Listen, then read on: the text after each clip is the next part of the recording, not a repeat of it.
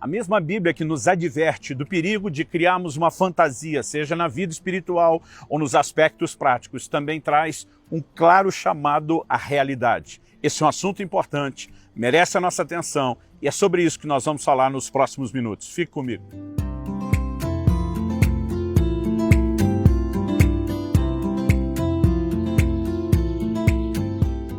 Em Eclesiastes, no capítulo 7, dos versículos 1 a 6, nós lemos: a boa fama é melhor do que o bom perfume, e o dia da morte é melhor do que o dia do nascimento. Melhor é ir à casa onde há luto do que ir à casa onde há banquete, pois naquela se vê o fim de todas as pessoas, e que os vivos o tomem em consideração. Melhor é a mágoa do que o riso, porque com a tristeza do rosto se melhora o coração. O coração dos sábios está na casa do luto, mas o dos insensatos na casa da alegria. Melhor é ouvir a repreensão do sábio do que ouvir a canção dos tolos. Pois, como o crepitar dos espinhos debaixo de uma panela, assim também é a risada dos tolos. Também isso é vaidade. Aqui, o autor de Eclesiastes, precisamos reconhecer, é movido pelo Espírito Santo para nos trazer reflexões importantes. Embora muitas vezes o tom da conversa do livro de Eclesiastes soe um tanto quanto depressivo para alguns, porque embora ele esteja muitas vezes tirando os nossos olhos da diversão, da alegria, do entretenimento, isso não significa que a vida não envolva realizações. Aliás, se pensássemos assim, o próprio livro seria contraditório, porque há momentos onde ele diz: goza a vida com a mulher que você ama, e obviamente ele está nos chamando a curtir e aproveitar a vida. No entanto, sem vivermos num mundo de mera fantasia e com uma clara percepção da realidade, o autor nos chama a encarar aquilo que merece a nossa atenção.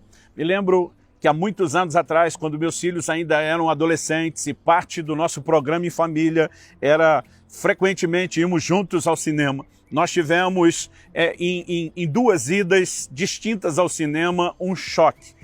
Em uma semana, meus filhos se divertiram porque assistimos junto o primeiro filme daquela série dos Vingadores. E na outra ocasião, assistimos juntos o filme O Impossível, uma história baseada em fatos reais que retrata uma família que sobrevive aos horrores daquele tsunami no continente asiático, que foi algo tão marcante para a nossa geração. Bom, eu me lembro que quando saímos do primeiro filme, todo mundo empolgado, rindo, com uma história que era uma grande fantasia.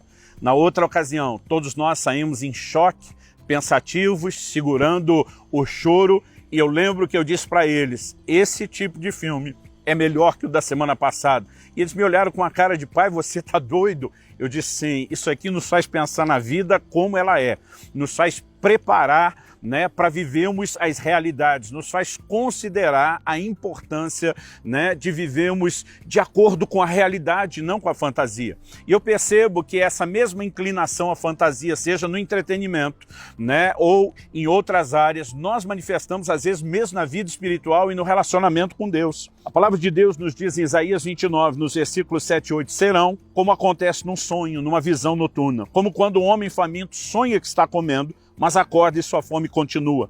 Como quando um homem sedento sonha que está bebendo, mas acorda enfraquecido sem ter saciado a sede. Deus usa esse exemplo de gente que vive num padrão de fantasia, está sonhando com algumas coisas, mas acorda e tem que se deparar com a força da realidade. É lógico que pregamos a fé, falamos sobre uma linguagem de sonhos que são inspirados na palavra de Deus, mas muita gente confunde isso com criar uma fantasia que os leve a evitar a realidade. E é impressionante o como essa inclinação à fantasia se manifesta em áreas diferentes.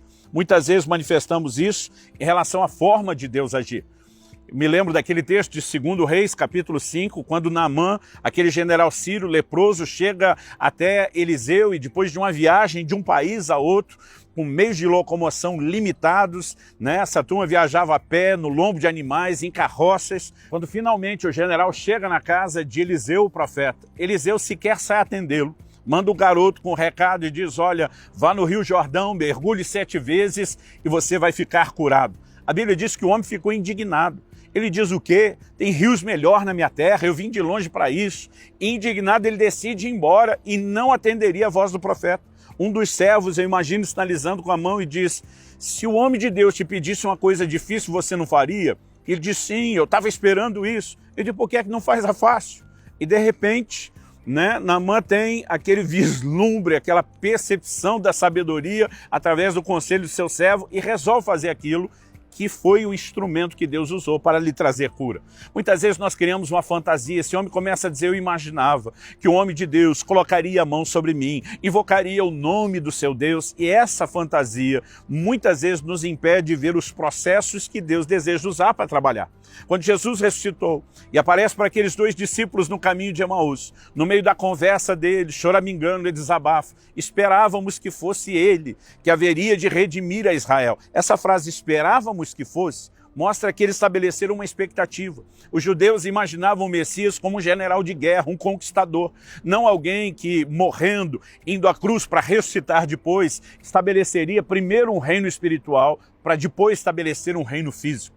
Nós criamos fantasias não apenas em relação à forma de Deus agir, mas muitas vezes nós criamos essas fantasias em relação à maneira como nós nos olhamos, a respeito daquilo que pensamos sobre nós. A palavra de Deus diz lá em Romanos, no capítulo 12, que ninguém pense de si além do que convém. Muitas vezes nós estamos imaginando ser mais do que somos, seja no contexto do reino ou mesmo no relacionamento com as pessoas, né? Percebemos como, por exemplo, Tiago e João se oferecem para Jesus quando não são recebidos no aldeia de Samaritano. Senhor, o Senhor quer que a gente peça que desça fogo do céu, né, para que os consuma. Jesus olha para eles e diz, vocês não sabem de que espírito são. Eles talvez, inspirados nas histórias de Elias, estão fantasiando uma forma de lidar com as pessoas. E Jesus diz, o Filho do Homem não veio para destruir, ele veio para salvar as pessoas. Percebo que muitas vezes essa inclinação ao evangelho de fantasia nos faz ignorar, né, princípios que no dia a dia deveriam ser muito práticos. E aqui Salomão também nos mostra algumas distinções a serem feitas. Ele diz que mais vale o bom nome do que um unguento precioso. Mais vale a boa fama, né, do que um perfume caríssimo. Em outras palavras, ele está dizendo, mais do que aquilo que você vai aparentar em um momento, chamando a atenção das pessoas, é o seu histórico, é o seu comportamento, é o seu testemunho, é o seu bom nome. E muitas vezes nós estamos mais preocupados com uma aquisição, com uma ostentação, com impressionar alguém, do que ter um estilo de vida que seja respeitoso. Acredito que quando, né, reconhecemos que ele está falando de gente que tinha já o temor do Senhor e os princípios de Deus, ele está mostrando que isso tem a ver com a nossa humanidade. Não importa se abraçamos a fé em Cristo ou não, nós teremos que lutar contra essas fantasias para trazermos esse aspecto da realidade. Quando ele diz, é melhor o dia da morte do que o dia do nascimento, novamente, ele também está nos chamando a atenção para algo.